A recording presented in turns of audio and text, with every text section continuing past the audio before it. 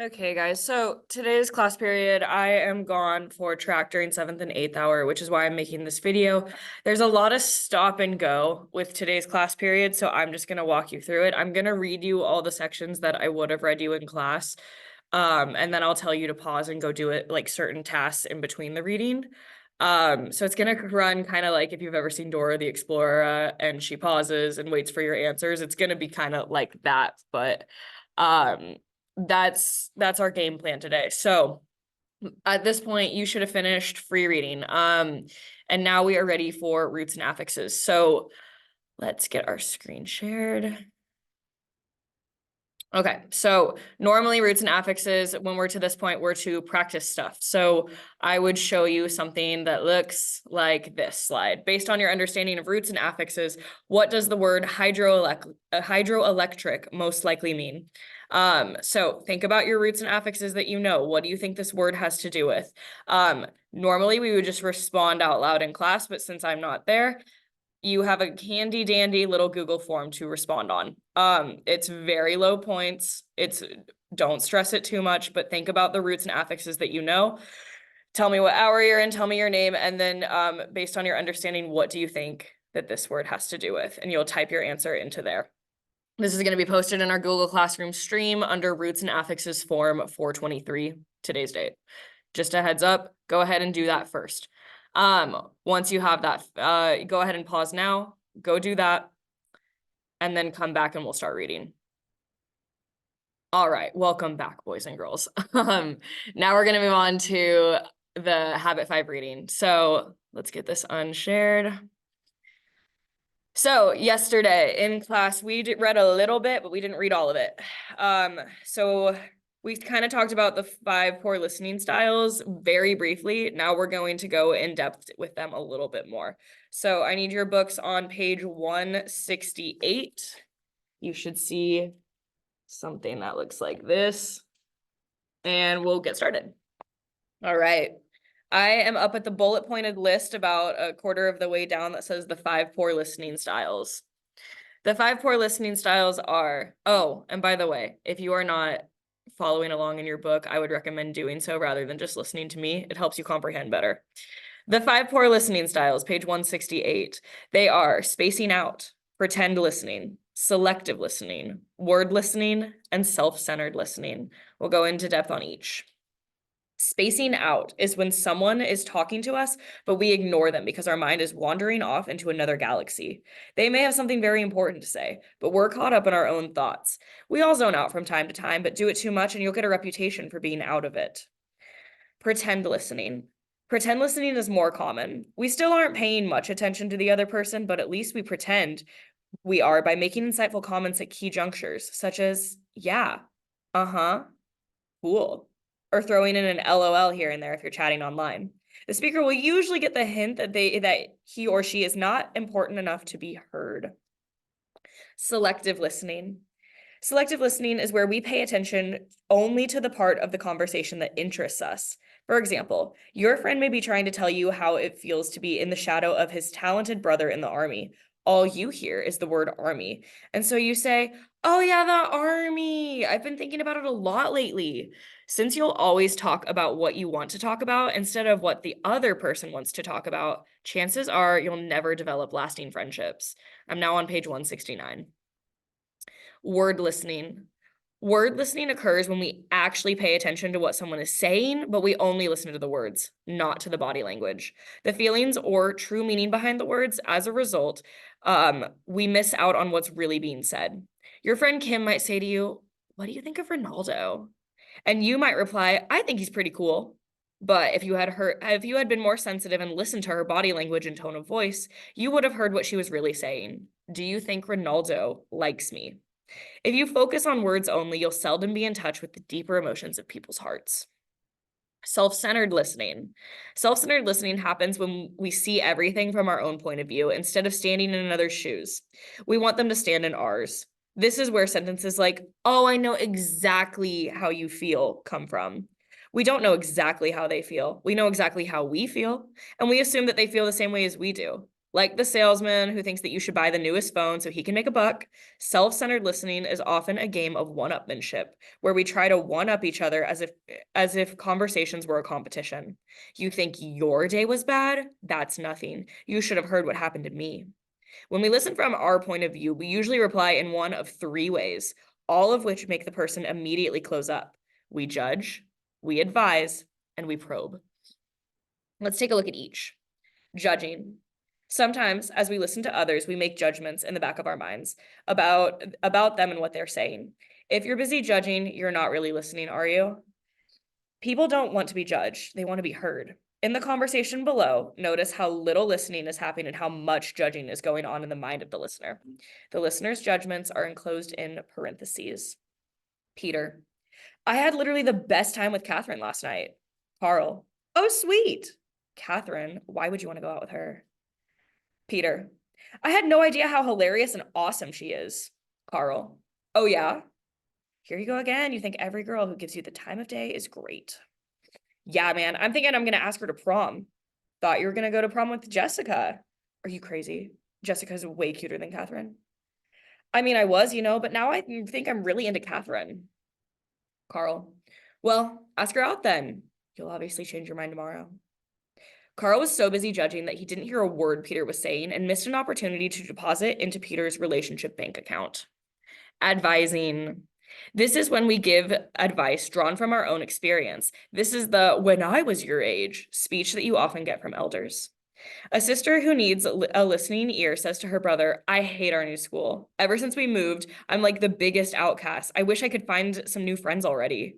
Instead of listening to understand, the brother reflects upon his own life and says, no, you need to start meeting new people and get involved in sports and clubs like I did. Little sister didn't want any advice from a well-intentioned brother, no matter how good it was. She just wanted to be listened to, for heaven's sakes. Once she felt understood, only then would she be open to his advice. Big brother blew a big chance to make a big deposit. Probing. Probing occurs when you try to dig up emotions before people are ready to share them. Have you ever been probed? Parents do it to teens like all the time. Your mom, with very good intention, tries to find out what's going on in your life. But since you're not ready to talk, her attempts feel intrusive, so you shut her out. Hi, honey, how was school? Fine. How'd you do on that test? Okay. How are your friends? Good. Do you have any plans tonight? Not really. Have you been seeing any cute girls lately? No, Mom, come on. Just leave me alone. No one likes being interrogated. If you're asking a lot of questions and not getting very far, you're probably probing. Sometimes people just aren't prepared to open up and don't feel like talking. Learn to be a great listener and offer an open ear when the time is right.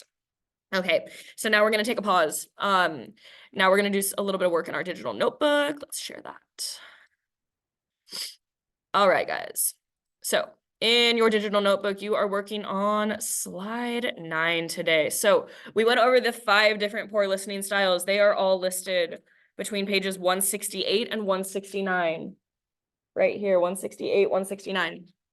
So you are going to, in your own words, define these different styles of thinking, or not the styles of thinking, the poor listening styles. So what does it mean to space out? What does it mean to pretend listen? What does it mean to selective listen? Give me 1 to 2 sentences for each in your own words. I don't want to see Sean Covey's words. I want to see yours.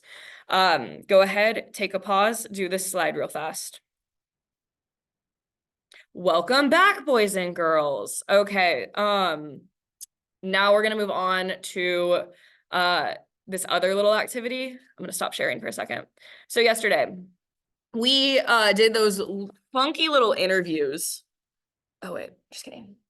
We did those funky little interviews with like a random partner. If you were not here yesterday, I'm so sorry. You're gonna have to sit this one out. If you were here yesterday, I told you that I had this slide and I told you that it was going to come back, and we asked each other questions like, if you could live anywhere, where would it be and why? If you could eat only one meal for the rest of your life, what would it be? What makes you really angry? All those different questions we asked to some random peer in our classroom. We didn't talk about genuine listening at this point. We might have been doing some poor listening styles. It might have also just been like, Miss Mann wants us to do this. Let's just like get these questions out of the way quickly. I also noticed that we weren't having real conversations at this point. We were just kind of probing each other, right? So we're going to kind of experiment with this by filling this slip out today. How much do you remember from your interview yesterday? Do you think you'd remember more if you were genuine listening? We'll keep experimenting with this later. We're going to do some reading over the genuine listening styles after we fill this out. This does not need to be turned in. It is simply for you to see how well you are listening. So go ahead, attempt to fill this out. If you have blanks, it's not that big of a deal. Then compare it to a friend or maybe the person that you interviewed. How did they do? How much did they remember? It's okay if they don't remember a lot because we were all probing each other yesterday. We're going to work on, after reading some of the genuine listening chapters, we're going to work on doing these interviews again on Wednesday or tomorrow. And hopefully we will remember more after doing the genuine listening strategies. But go ahead, fill this out real fast. It's just so you can see if the experiment is working or not. I do not need it turned in. It's just for you to see. All right, pause, fill that out, and then come back. Hello, boys and girls, welcome back. Okay, so now we are on the last bit of reading today. We are gonna read to page 171 to 180 together. So that's going to be kind of the remainder of this video, is just reading 171 to 180. If you would like to pause and read it by yourself, you're more than welcome to, but you need to get to 180 by the end of class today, and then we'll call it a class period. Okay, I'm on page 171. Genuine listening. So much of our communication happens through text messaging or online, doesn't it? But I think if you have something major to say it in person. That way someone won't take it the wrong way. Luckily, you and I have never exhibited any of these 5 core listening styles, right? Well, maybe just occasionally. There's a higher form of listening, fortunately, which is called real communication. We call it genuine listening. And it is the kind of practice that we want to put to use. But to do genuine listening, you need to do 3 things differently. First, listen with your eyes, heart, and ears. Listening with your ears isn't good enough because only 7% of communication is contained in the words we use. The rest comes from body language, 53%, and how you say the words or the tone and feeling reflected in our voice, 40%. For example, notice how you can change the meaning of a sentence just by emphasizing a different word. I didn't say that you had an attitude problem. I didn't say you had an attitude problem. I didn't say you had an attitude problem. That's why when you're saying something major, it is better to do it in person rather than texting or online, so the other person really understands what you mean. Too often, texting someone about an emotional issue creates more problems than it solves because people start jumping to conclusions and hearing things that you didn't intend them to. So when you have to say something sensitive or complicated, go face to face. To hear what other people are saying, you also need to listen to what they're not saying. No matter how hard people may appear on the surface, most everyone is tender inside and has a desperate need to be understood. We're going to go ahead and skip this poem. I'm meeting you on 172, halfway down. Second, stand in their shoes. Second, stand in their shoes. To become a genuine listener, you need to take off your shoes and stand in another's. In the words of Robert Byrne, until you walk a mile in another man's moccasins, you can't imagine the smell. You must try to see their world as they see it and try to feel it as they feel it. Let's pretend for a moment that everyone in the world is wearing tinted glasses and that no 2 shades are exactly alike. You and I are standing on the banks of a river. I'm wearing green lenses and you are wearing red. Wow, look how green the water is, I say. Green? Are you crazy? The water's red, you reply. Hello, are you colorblind? That's as green gets. It's red, you idiot. Green, red. Many people look at conversations as a competition. It's my point of view versus yours. We can't both be right. In reality, since we're both coming from a different point of view, we both can be. Furthermore, it's silly to try to win conversations. That usually ends up in a win-lose or a lose-lose and is a withdrawal from the relationship bank account. My little sister was once told this story by a friend of hers named Toby. Notice what a difference standing in another's shoes made. The worst part about going to school was riding the bus. I mean, most of my friends had cars, but we couldn't afford a car for my own personal use. So I had to either take the bus or find a ride. Sometimes I'd call my mom after school to pick me up, but she would take so long, it drove me crazy. I remember many times screaming at my mom, "What took you forever? Don't you even care that I've been waiting for hours?" I never noticed how she felt or what she'd been doing. I only thought about myself. One day, I overheard my mom talking to my dad about it. She was crying and said how much she wished she could afford a car for me and how hard she had been working to earn extra money. Suddenly, my whole perspective changed. I saw my mom as a real person with feelings, fear, hopes, doubts, and a great amount of love for me. I vowed to never treat her that bad again. I even started talking to her more, and together we figured out a way that I could get a part-time job to earn my way to a car. She even volunteered to drive me to work and back. I wish I'd listened earlier. Third, practice mirroring. Think like a mirror. What does a mirror do? It doesn't judge. It doesn't give advice. It reflects. Mirroring is simply this. Repeat back in your own words what the other person is saying and feeling. Mirroring is not mimicking. Mimicking is when you repeat exactly what the other person is saying like a parrot. "Ugh, Tom, I'm having the worst time in school right now. You're having the worst time in school right now. I'm basically flunking all my classes. You're basically flunking all your classes. Man, stop saying everything I'm saying. What's wrong with you?" Mirroring is different from mimicking in the following ways. Mimicking is repeating words, and mirroring is repeating meaning. Mimicking is using the same words, mirroring is using your own words.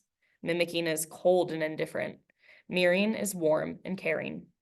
Let's take a look at an everyday conversation and see how mirroring works. Your dad might say to you, "No, you can't take the car tonight, son, and that's final." A typical seek first to talk response might be, "You never let me take the car. I always have to get a ride and I'm sick of it." This kind of response usually ends up in a big yelling match where neither side feels good afterward. Instead, try mirroring. Repeat back in your own words what the other person is saying and feeling. Let's try it again. "No, you can't take the car tonight, son, and that's final." "I can see why you're upset about this, Dad." "You bet I'm upset. The way your grades have been dropping lately, you don't deserve the car." "So you're worried about my grades then?" "I am. You know how badly I want you to get into college." "College is really important to you, isn't it?" "I never had the chance to go to college, and I've never been able to make much because of it. I know money's not everything, but it sure would be help right now. I just want a better life for you." "Okay, I see what you're saying. You're so capable that it drives me crazy when you don't take school seriously.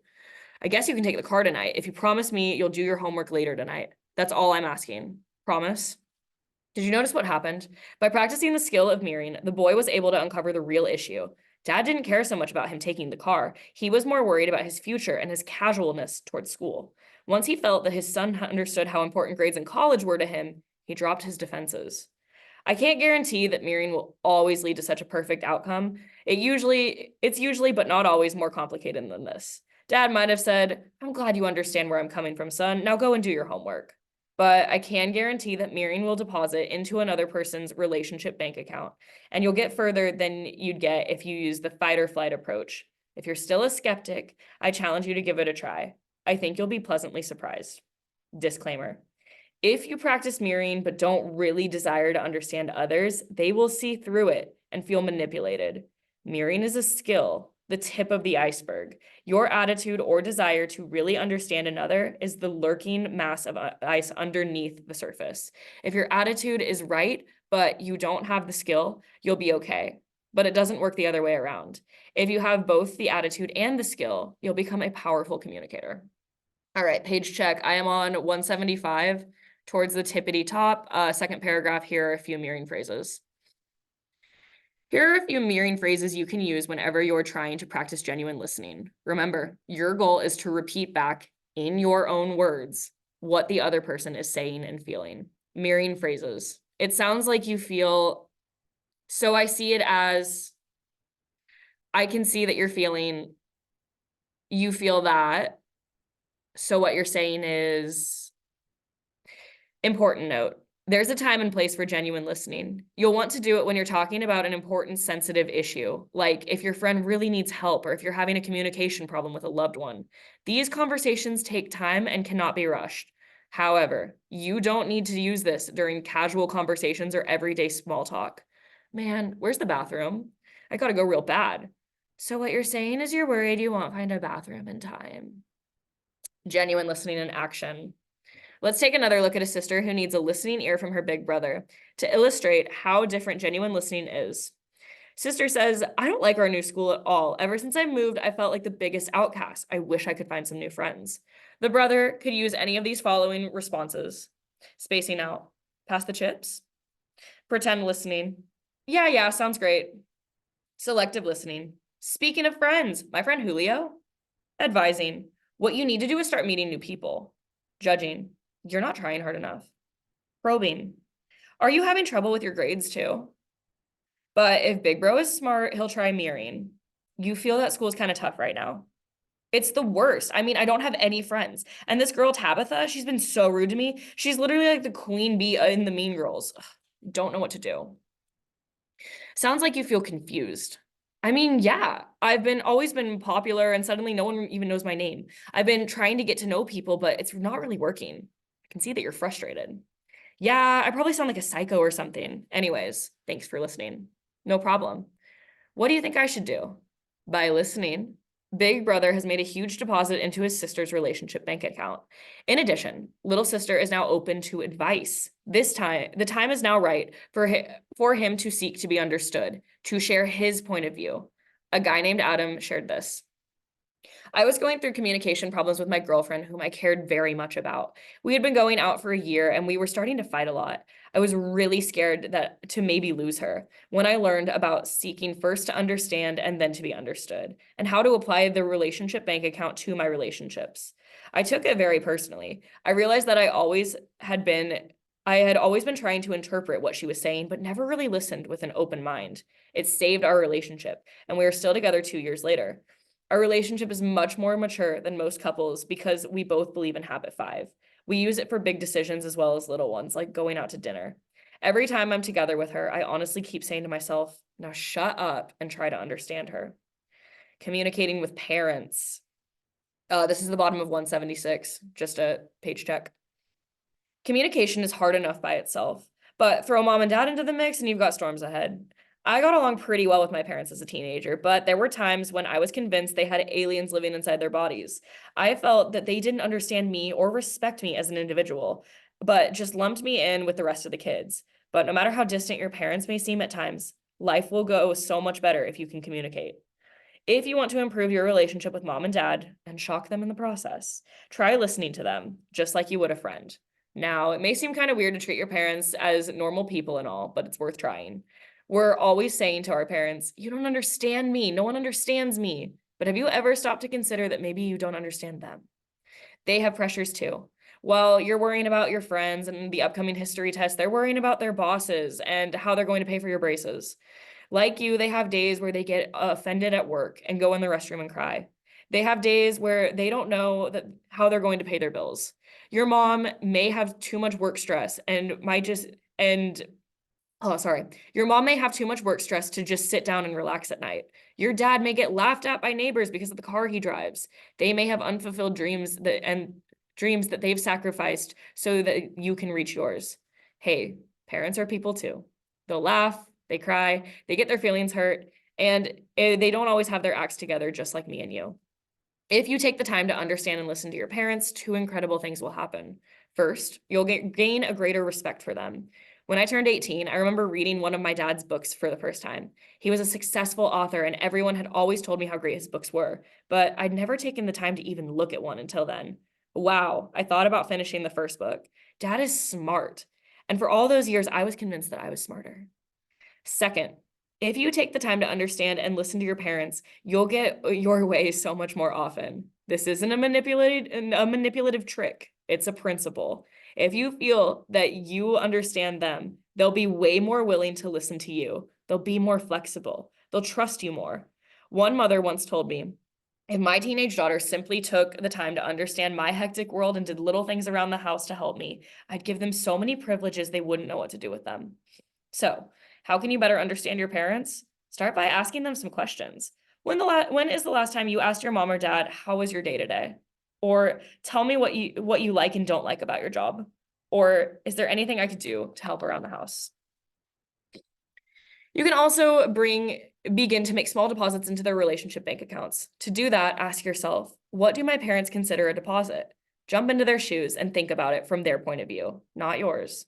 A deposit to them might be meaning taking out the recycling without being asked, or keeping a commitment to be home on time, or if you're living away from college, calling them on the weekends.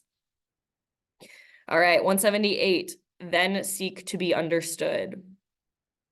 I saw the results of a survey in which people were asked what their greatest fears were. Death came out as number 2. You'll never guess what the number 1 fear was. It was public speaking. People would actually rather die than speak in public. It takes boldness to speak in public, no doubt about it, but it also takes boldness to speak up in general. The second half of habit 5, then seek to be understood, is as important as the first half, but it requires something different from us.